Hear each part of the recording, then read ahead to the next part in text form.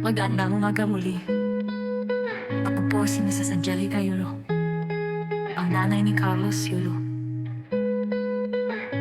Ako po ay narito para ipahayag ang aking huling pananalita hinggil sa girian namin sa aming pamilya at ng panig ng anak ko kasama ang kanyang BF na si Miss Chloe Samose.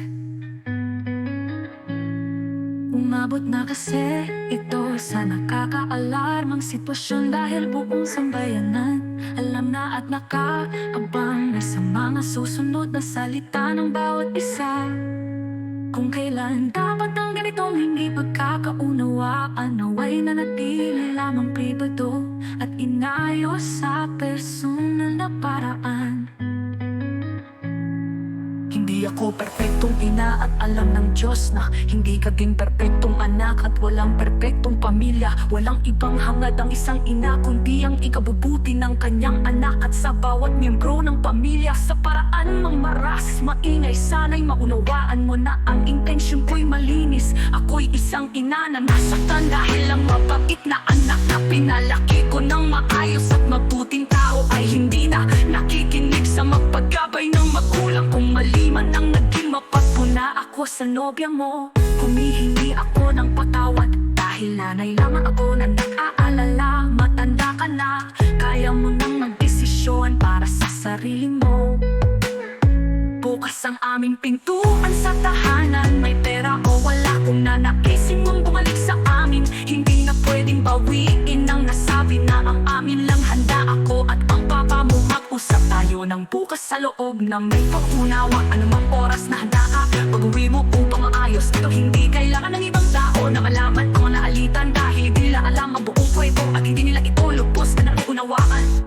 Gayon pa man, humihingi ako ng patawad sa iyo at sa sambayanan sa mga nasabi ko sa interview. Pagod at puyat ako sa kapapanuwag sa iyo noong mga panahon na yun, di makatulog sa tuwa kahit tapos na ang iyong laban. Hindi ako nakapag-isip na mabuting ni rapido. Ako na ng mga reporter tungkol sa mga bagay na dapat ay tayo na lamang ang nag-ayos. Patawad mo na naiintindihan ko na maaaring tingnan ng iba na kaya lamang ako nagsasalita ngayon ay dahil sa iting kagumpay at kasaganaan ng pamilagay na sa katahimikan ng isip. Bukas ang pintuan para pag-usapan ng personal na walang galit. Hindi man humantong sa pagkabuo ng pamilya naway maipanatili natin ang respeto sa isa't isa at sa dignidad ng pamilya.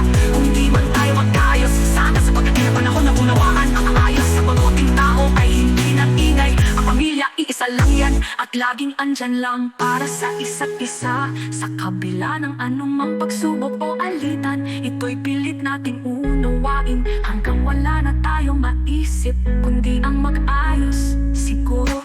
At sa sambayanan, sana ay ipagdiwang na lang natin ang tagumpay ng anak ko. Gumawa ang anak ko ng kasaysayan para sa ating bansa. Lahat tayo ay magpapasalamat kay Kaloy para sa karangalan. Iuuwi para sa bayan. Sana pagkatapos ng palayan na ito titilong sa pagtayang nahihilong sa paglipas ng panahon. Pero piliin namin humilong kami sa pribado at mapayapang pamamaraan. Kaloy, congratulations, mahal kita. Mahal ka naming lahat, yan ay totoo. Sa bawat laban, sa bawat tagumpay,